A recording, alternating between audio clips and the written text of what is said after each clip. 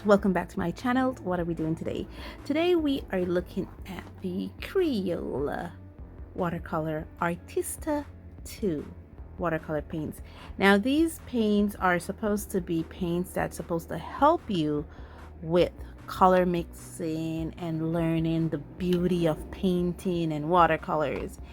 And today we're going to be looking at this one in comparison with the other Crayola products that I have. Okay, so what I did is I went and looked at all my Crayola products that I have. Well, all my Crayola watercolor products that I have so far. I have my vintage Crayola watercolors. This one is from 1953. Patent order went in 1950, approved for production 1953. So I call it my 1953 watercolor set. Here are the beautiful colors that are in it. Oh gosh, closing it's a bit of trick. We did the Crayola educational. Now these are all dye based. They're supposed to, the whole idea of these paints is supposed to help with the beauty of watercolor color mixing. And this, what I have here, is their mixing set. And then today we're going to be looking at the Artist II. And of course we have our very famous, very common Crayola washable watercolors. Now I previously had the 8 set, but then I got the 16 set. I think these go up to 24 colors. So yeah, here are the beautiful colors that are in this one. And these are actually watercolors that I do enjoy working with. So I'm a bit tired, but we're gonna push through this because I really want to get to this one. Now I'm thinking that this one is unlike the others. They're all dye based, but I really want to see the difference between them, because when I read the description from Crayola, it doesn't say this is for professional use, this is for student use, and this is for children. It actually said this is more for children and these ones are more for the budding artist or the artist student, but this is not marketed for professional watercolorists. So I'm thinking it's just something to teach us how to explore the characteristics and personality that is watercolor, and that's what I'll be doing with it today. So as usual, what I normally do is I normally will bring my first impression of these products to you. I take them away for a bit, maybe a day or two. I think this one is going to be a little more than a day or two. I'll probably take this one away for a couple weeks, work with it some during that time, really get a feel for the paints, and then come back to you with my full thoughts and perspective. And I put it within the same video, so I do my video taping a bit ahead, so you guys can have that that privilege of doing, well, the privilege of that happening within the same video, and don't have to wait for me to give you my thoughts and perspective. Anywho, let's go into my first impression. Now I have a piece of Sargent Art watercolor paper here, all drawn up for this. This is 250 GSM.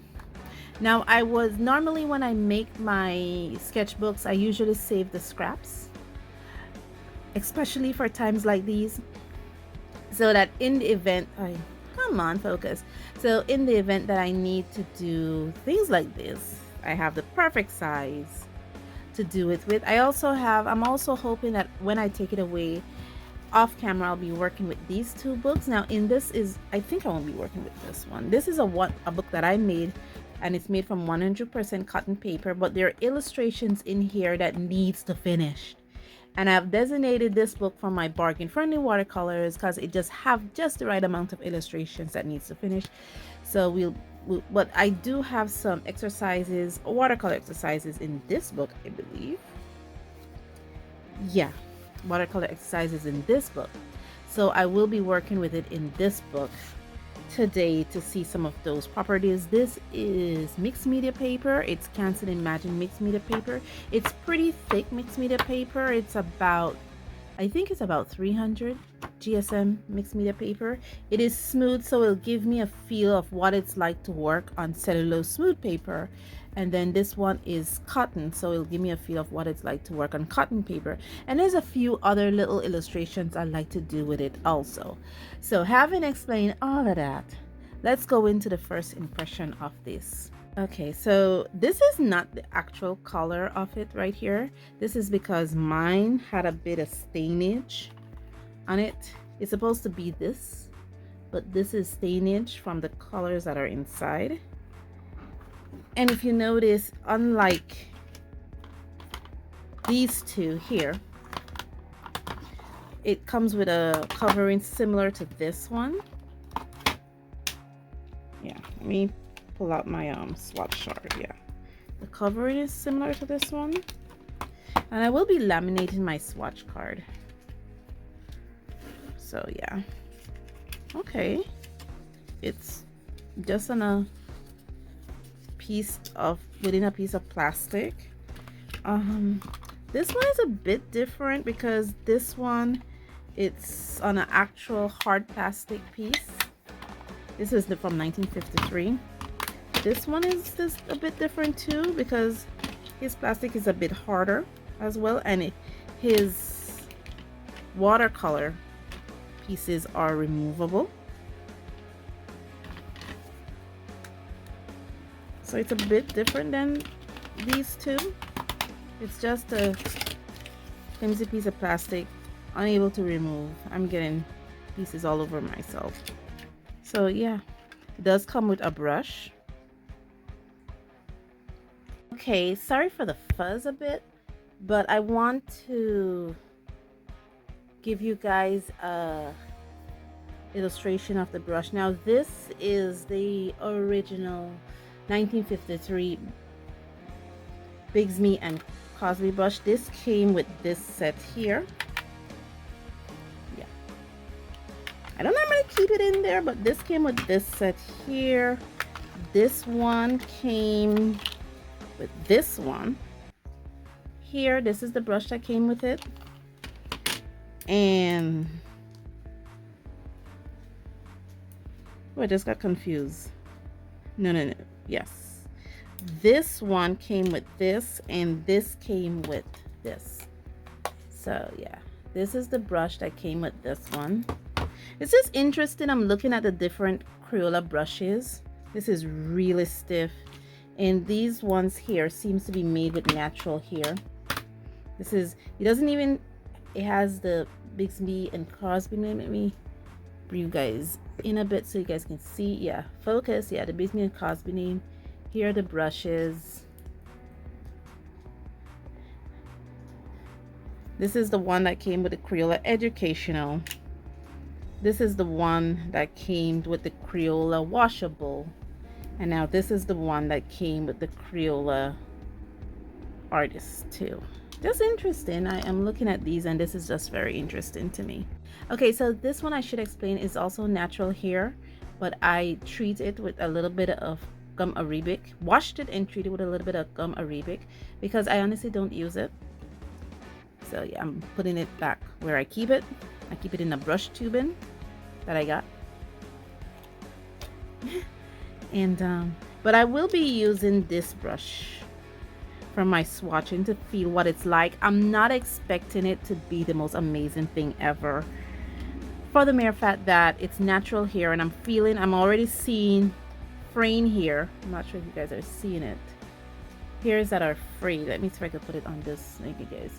Come on, focus for me. This is important. Just focus. Yeah, you can see some fraying here. You can see some hair that can possibly I guess there's already a hair out. Yeah, I can see some hair that's already out, hair that has frayed. So I'm not expecting it to be the best experience with swatching, but I will use the brush that came with it. Okay, so I will be adding now some water, and I will be swatching them for the most part in real time because it's only 8. I think this comes up to, like the washable, I think you can get it up to 24. But the problem is that, and I think there's color names for it too, even though it's not written anywhere in the packaging. But I remember going on Blick, crayola.com, where I got these, and the color names were right there for these. So just re-wetting it. It looks like it's giving me a lot of color. Now I'm not doing any black line tests. You guys are not even seeing what I'm doing. Bring it out, bring it down so they can see what I'm doing. Yeah. Because I'm not expecting these, like the educational, to be the education is pretty transparent, so I'm expecting these to be the same.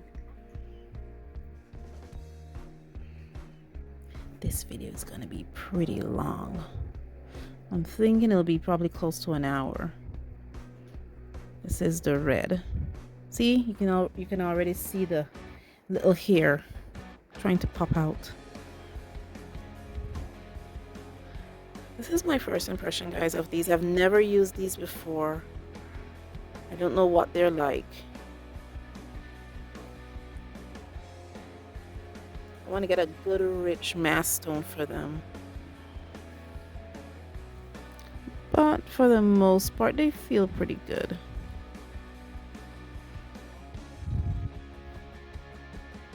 I'll not know until I put it through the wringer. Because sometimes when you swatch something, you're thinking, oh my gosh, that feels so nice. And then when you go to work with it in your style, with your style, it turns out to be a dud. So I won't know until I work with it. But right now it's pretty good. And keep in mind that I'm used to working with bargain friendly paints, so I have developed a style of working with them.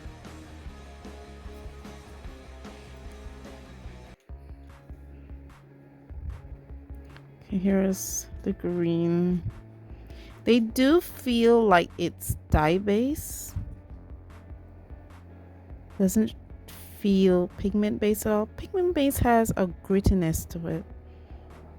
It's smooth and everything, but you can actually feel the difference when the brush hit the paint. But these do feel very much dye based. I'm going for the blue.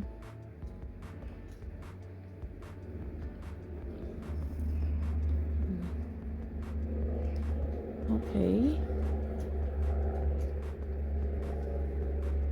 It feels like a phthalo blue to me. But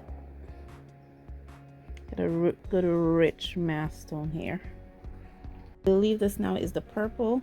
One thing I've always wondered about, and I think I should ask Crayola, how they came up with the decision to make these 8 colors their standard 8 colors. You know, how do they came up with that decision to make black, red, orange, yellow, green, blue, purple, brown as their standard 8 colors? I mean, was this the original 8 color back in 1903 when they brought out their chalkless chalk or their dustless chalk, and they just stick with it due to historical significance or historical sentiments? Or is there a special reason, you know, like they have discovered over the hundreds of years that they have been in existence, or the 200s of years that they have been in existence, that these 8 colors mix the best with each other? Just something I'd like to know from them. So now I'm going to set this aside so it can dry. I normally also do a second swatch for light fast testing, so I think I'm going to do that as well, but I'll do it with a different brush. And then I'm going to come back to you. It might be 2 or 3 weeks for me, but definitely 2 seconds for you. Hi friends, welcome back to part 2 to my perspective of these Crayola Watercolor Artista II paints. Now, as I have explained in previous video, well, in the part 1, I have about 3 other Crayola paints. I have the Crayola vintage paints that I have from 1953. I have the Crayola washable paints.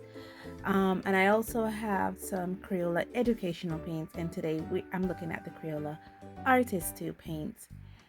And I have done some experiment with it. It has been about 2 weeks since part 1 video has filmed, and I have been working with it. As you can see, it is a bit wet because I just did an exercise with it. And just a bit of recap of some of the things I'll be doing today. I'll be using this sketchbook here. This is my very own that I made sketchbook. This is made with 100% cotton paper from Fluid 100, and I am trying to finish out this sketchbook here, and it's been a journey for me. But what I like about it is that it has some pages in it that I can use. So I'm thinking one of these here is fitting enough for this. Yeah, one of these here is fitting enough for this. So I'm either gonna tackle either one, or I could save that one and tackle this one here. Yeah, there's a few pages in here that needs to be tackled. So let's tackle this one here. On the other side is where we did the one for Centrum watercolors. So today we'll be tackling the Crayola Artist II. Let me start off. I know I'm doing this in like one take. This paper here is from Sargent Art. This is the Sargent Art 250 GSM paper. It's a rather moderately thin paper for me. It's not as thick as a 300 GSM paper, but I think it's starting to lose its sizing because of the bleed through, as you noted, to the back of this with this paint. And this is what I'm swatching it out on. I also did some work in this book here. This book is made from the Canson Imagine mixed media paper, and I'm looking for where that Crayola Artist II is. I know I did it. Yes, here it is. This is where that illustration is. And what I appreciate about this is the smoothness. I keep thinking about how smooth and effortless these paints are. It reminds me so much of a very decent student grade brand. I almost think these are made from pigments rather than dyes like the other Crayola paints that I have experienced. And this is the illustration in this piece that I have done. As you can see, I've gotten pretty decent layers. I was able to do pretty decent definition with these paints on this chocolate bar. So this is another book we're trying to finish out for 2025. It was fully illustrated in 2024. And the thing I was doing this morning with these is this here. Now let me bring you guys out a bit. Okay, so you'll see a very messy desk, but I want to be able to show you guys this here. Now this is where I took the 4 Crayola watercolor paints that I have, and I compare them to each other. So on top you have the Crayola washables. As you can see, the color in the Crayola washable is kind of wash out. It's not as bright or not as vibrant as the others. This is the Crayola Artist II, which is a very vibrant and bright color. Some of the things I'm noticing now as it dries is the violet. This is the violet in all 3 of them are different, as well as the blues, the greens, the oranges somewhat, and the browns. The brown in the Crayola washable is a very warm brown, whereas the brown in these are very kind of cool, you know, including the black. So the Crayola washables has a completely different color set than the other Crayola. And this one here to the bottom is the one from 1953, and you can see a completely different, not necessarily the color names, because these are the same colors. It's the same red, orange, yellow, green, blue, violet, brown, and black. However, the variation in these colors are completely different from it was in 1953 to this one, which is the educational, to this one, which is the artist 2, to this one, which is the washables. So the color sets are completely different. And you can also see it here in the illustration, because this is only painted with 2 colors, orange and red for the ears and nose. And you also see a completely different tonation, I would say, in the hue of the orange.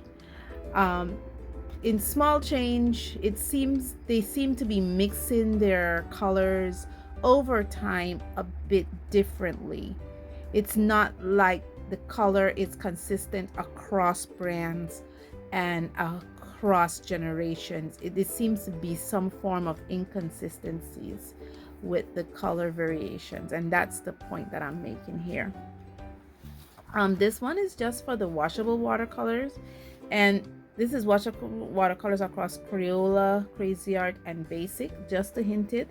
And I just wanted to see how they matched up. The Crazy Art doesn't really have a representative white, and this is actually I think this is gessoed paper that is here. If it's not gessoed paper, it's black watercolor paper that I glued in here, and you can see it's completely different.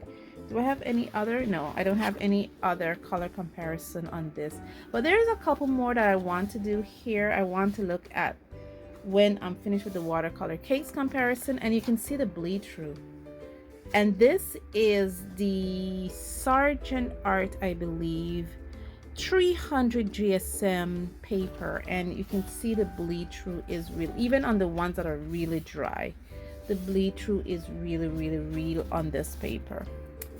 So now that we have discussed all that information about these paints here, I don't think there's anything more I can say. I'll just do a quick time lapse, do this illustration, and give you my final thoughts at the end. So let's get to that time lapse.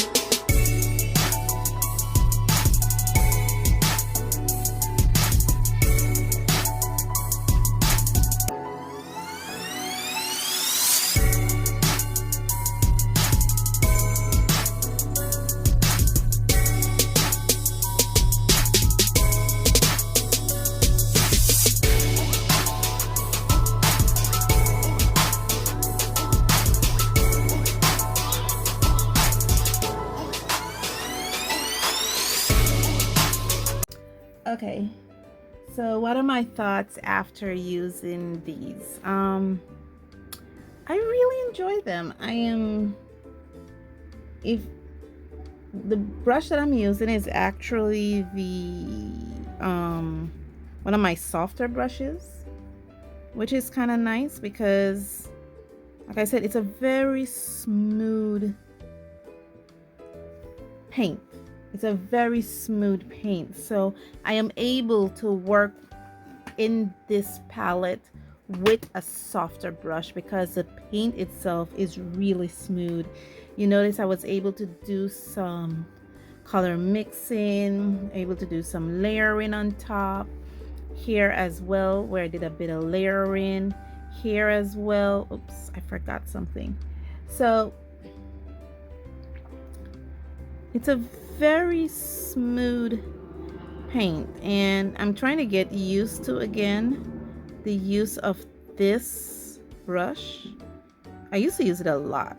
I remember using it a lot. So I'm trying to get myself used to using this brush. And the other part about it is I actually painted this entire thing with only this brush. No, I also used this brush for the bottom. And I could get away with using these softer brushes because, again, the paint is really smooth. Other stuff, it doesn't feel to dry gritty like the other ones. Other Crayola paints like the washables has a very gritty, drying feeling. I think also the educational dried a bit gritty where it felt very sandy. This don't have that feeling. It's the only word I could use is smooth. If you take a candy every time I say the word smooth, you will have a lot of candies, because that's the best way I could describe these paints. Smooth.